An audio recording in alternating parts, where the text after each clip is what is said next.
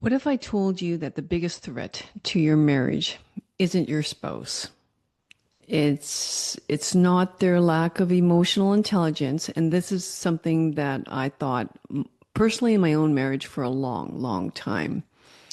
And it's also not their misaligned communication styles.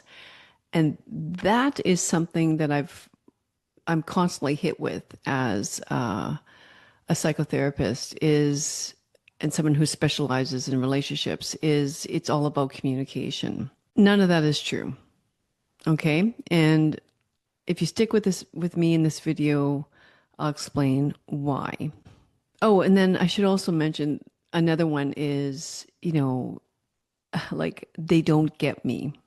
They just don't get me. And actually, I'm also going to link another video that directly relates to this one that I'm doing right now. And that one is called Marriage is a Vow, Not a Vibe, because everybody thinks it's all about how I feel and how my needs are not getting met. And, just like love is not an emotion. It's not a feeling. It's a decision. So you have to treat your marriage the same way. Okay, what I see right now is that the real threat is like towards your marriage. And listen in, this is important. It's something far more subtle. And this is why it's so concerning because most people miss this. It's something that's been shaping how we think about love and frankly morality. And this even it plays a role in this identity that we're struggling with right now. Like, who am I? What's my purpose? Yeah, this individualism that's creeping in very subtly, but it's very, very dangerous towards your marriage. And what I'm sort of summing up here, the term is called relativism. I'll say that 5 times in a row. If I say it correctly, in this entire video, I'm going to be very proud of myself. Relativism. It's destroying everything we hold sacred right now in this world. Again, please listen to this entire video. It might sound boring to begin with, but I'm telling you, it's what contributing to this cultural rot that we're going through and the ending of marriages. What is it? What is relativism? Relativism is the belief that there's no such thing as the objective truth. And I'm also going to link another video I did where I spoke about objective truth in terms of beauty. That beauty actually isn't in the eye of the beholder, which we've been all like brainwashed to believe. Again, everything is beautiful. Sorry, no, no, not everything is beautiful. There are actually, okay, I'm going to say it like some people are not as beautiful as others. Some things aren't as beautiful as others. There's a lot of objective truth in terms of beauty. And like I said, I'll link that other video here as well. So, this idea of what's true for you might not be true for me is a bunch of garbage. It's a bunch of BS. What's right in your marriage may not apply to mine. That's just garbage. It's an escape out of doing things that are hard in your marriage. It's you taking an exit left, when you need to stay and stick with the commitment that you made, with the vow that you made. Okay? At first, like it sounds really nice. Even very respectful in many ways. Let me exit this relationship because you know what? You know, the way it is right now, I'm not bringing out the best in you, and you're not bringing out the best in me. And, it would be much more respectful if we just sort of stepped away, like from this marriage. We're clearly two different people. We're very, very different in the way we view things, in the way we do things. And, rather than looking at the contrast in terms of me helping you in your weaknesses and you helping me in my weaknesses, and rather than looking at contrast as a way that we become each other's helpmates, because we're our strengths, are your weaknesses, and therefore I'm going to help you with that. And I ask for your help in admitting my weaknesses, for example. No, instead of looking at our contrasts as, you know, yes, there's suffering like within a marriage um, because we like to do things our way, and we have a lot of cognitive biases, and we think that our way is the only way to do it. And when someone that we live with starts to tell us differently, most people don't like that. Most people aren't like, oh, you know, that's a really different perspective. Tell me more. I would love to hear more about your perspective. Can you teach me that? Rarely does that happen, right? It's sort of like, what are you talking about?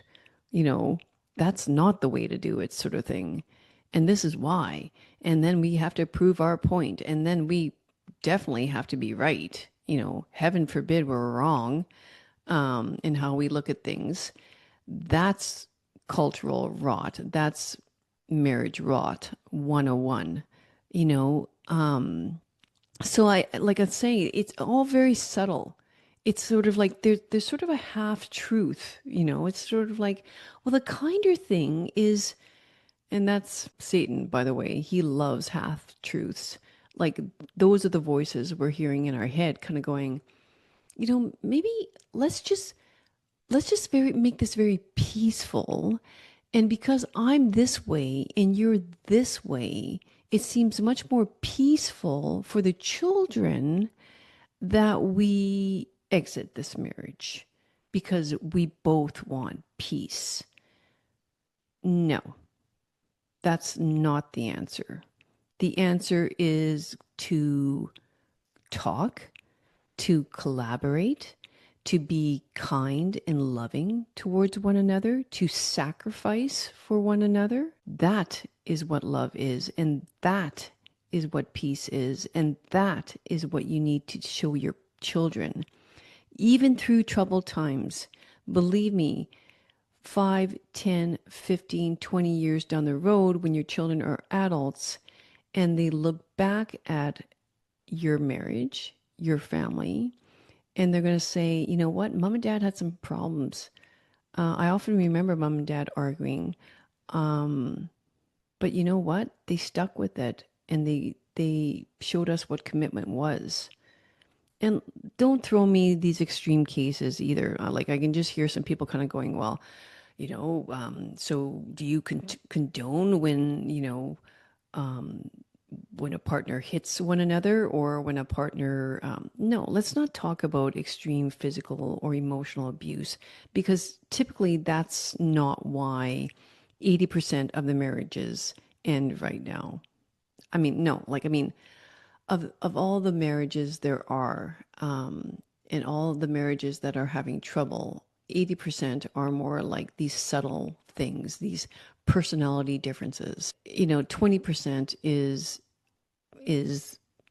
what we spoke of before, where one person is not dignifying the other person and mentally or physically abusing the other person.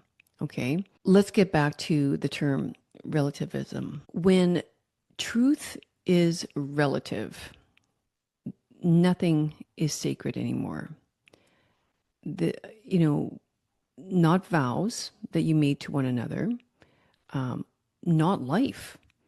because it all depends on circumstances, and not even love. It's awful. Relativism, like it's sort of, it seduces us with comfort, and this is why it's so easily creeps in, because let's face it, it is the easier thing to do.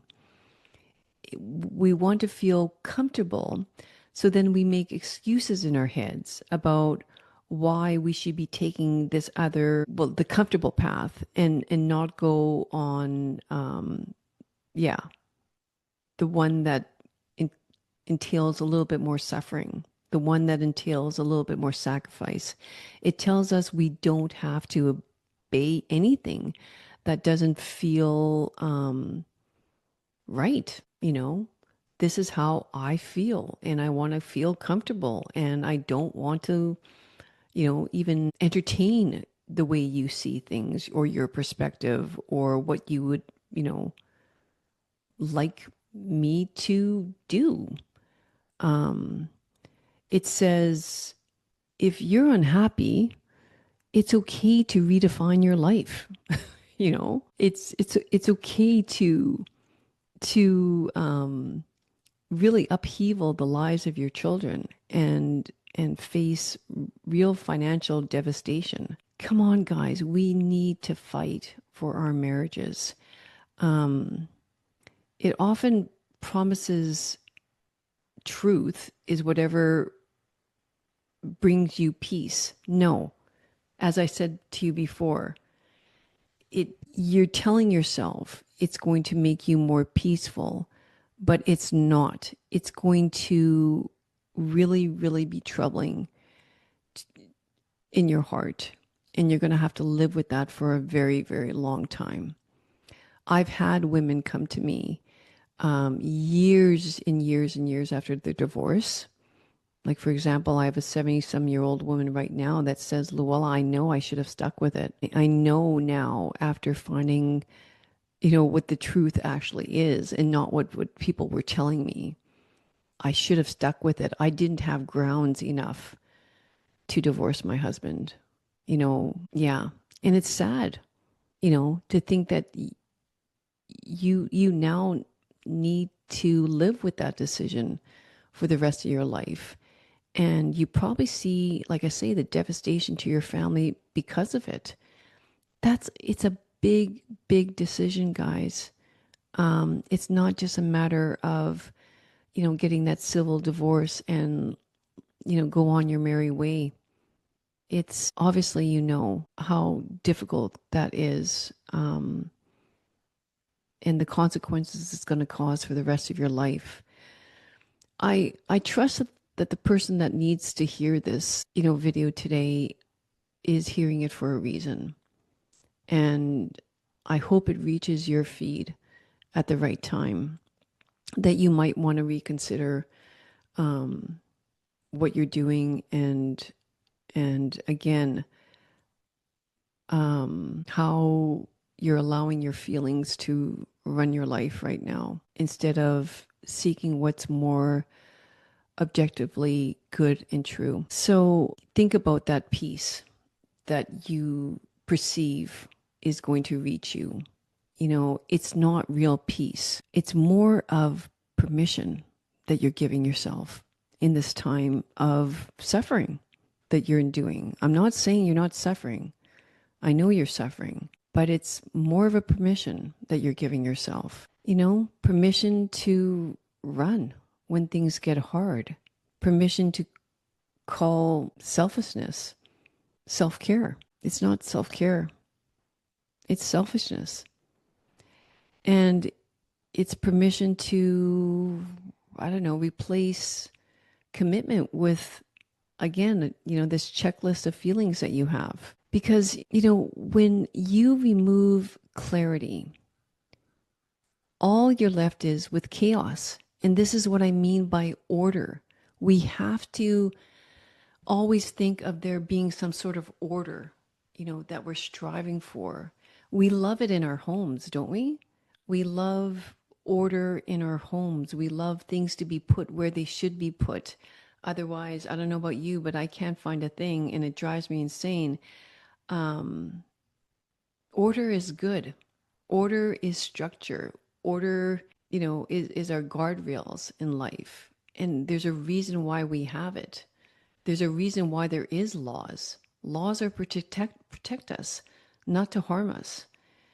You know, a river without its banks is simply a lake, and it loses all its power, all its flow. We can't have our banks erode like we're seeing nowadays. We can't just say yes to running away like we have been.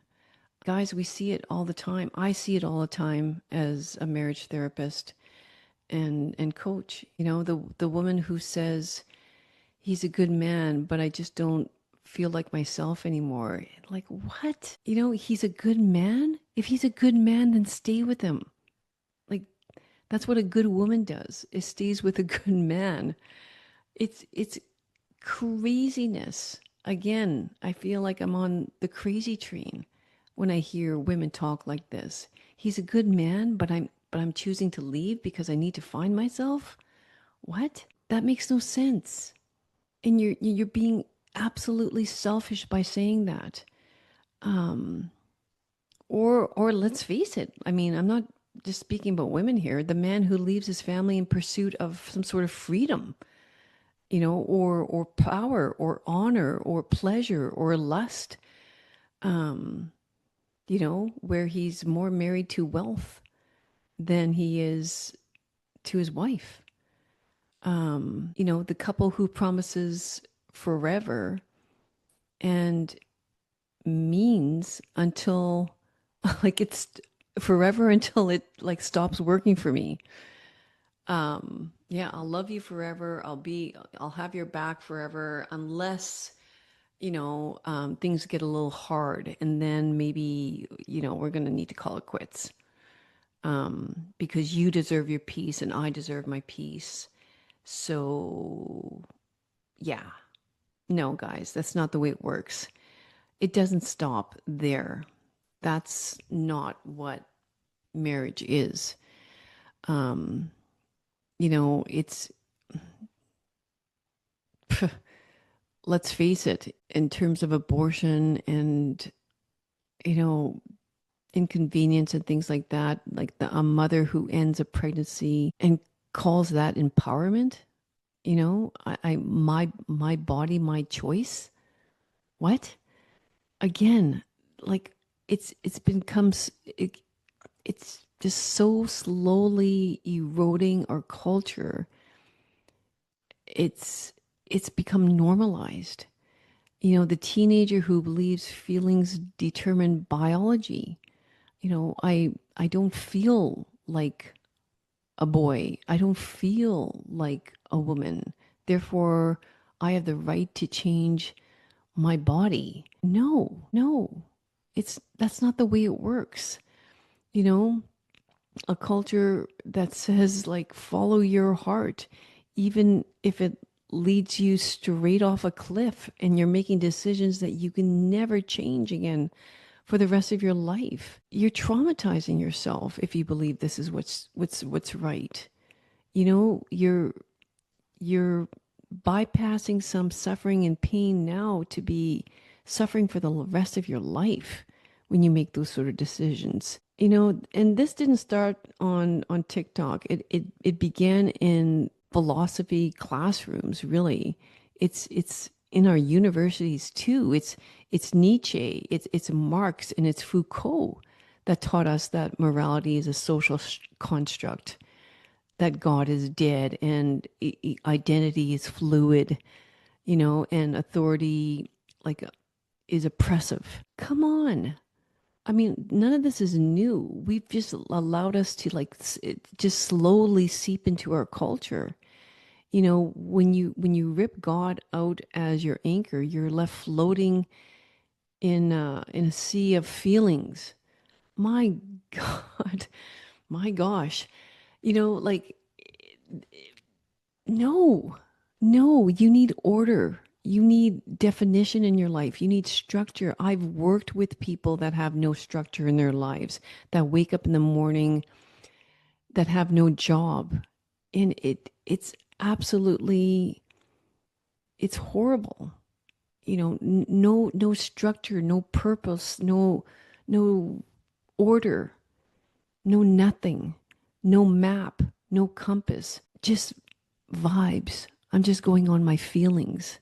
What feels good to me right now. What feels good to you right now is going to cause you a lot of suffering in the future if you don't get your act together. Um, but yeah, that's why we're in a culture now that worships authenticity and independence and empowerment over holiness, but but here's the truth. You cannot be authentic if you don't know what the heck we're made for. And believe me, you're made for something more than what you're experiencing right now. You were divinely created for something very like you, like no one else, like you were woven in your mother's womb in a specific way for a specific purpose. You got to start understanding that and believing it, you know? Um, the Catholic response is completely different from what you're hearing right now. Our teaching doesn't bend with culture. It doesn't adjust to emotion and convenience. It stands on a rock. You know, Jesus created the church so that it can fight these forces, and it hasn't changed for thousands and thousands of years. Thank goodness, that we've had these popes that have allowed this sacred order to pass on throughout the generations, no matter what our culture is trying to tell us instead. Thank God we have this divine order. you know there's been different letters written by the popes, over the time, like Gaudium Espes.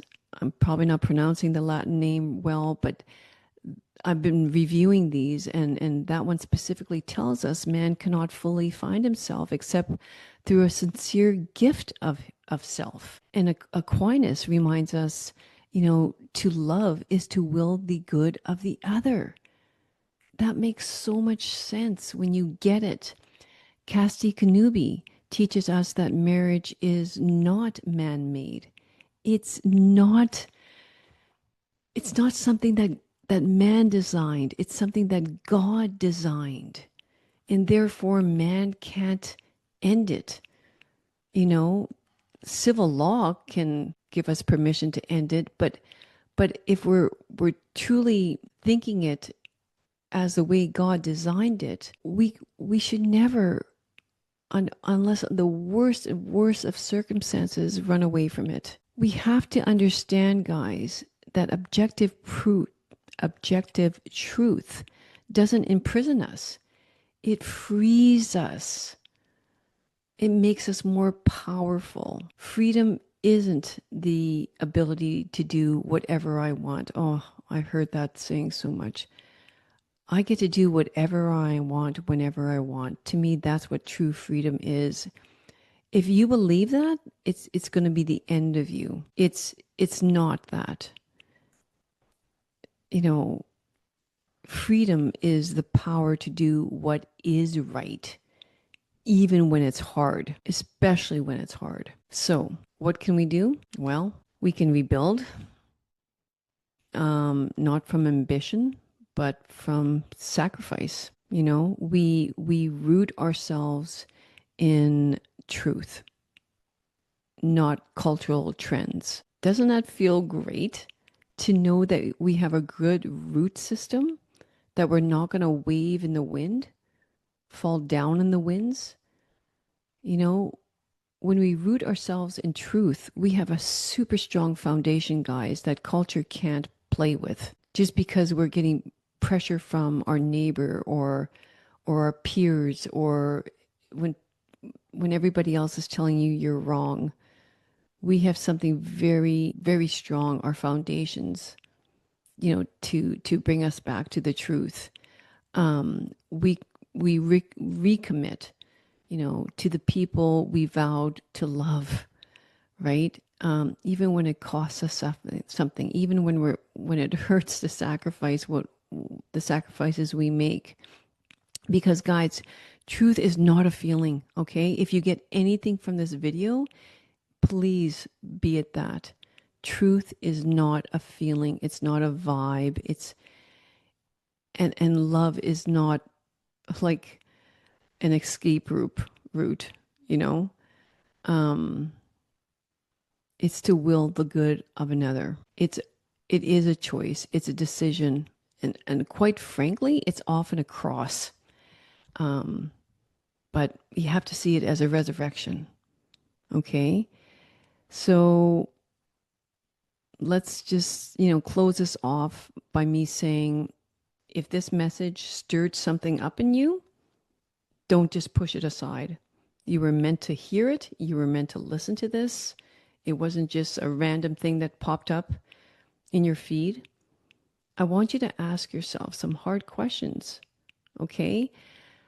Have I been somebody that's allowed relativism to define my decisions in life? Am I living by truth or am I living by feelings? What might God be inviting me to reclaim? What might he be calling me to do? If we want to save our marriages, if we want to raise our children in truth, we want to rebuild what the world is tearing down. And it's happening, guys. We must begin where it unraveled. We must return back to the truth. It's that simple. And if you don't know where to find it, open up a Bible, go back to Mass, pray the rosary, make sacrifices in order for the true, the good, and the beautiful. And yeah, don't turn a blind eye to it just because it's inconvenient right now. There's a lot of inconvenient truths out there. There's a lot of uncomfortable truths out there. But just because they're uncomfortable doesn't make them untrue. Have a good week.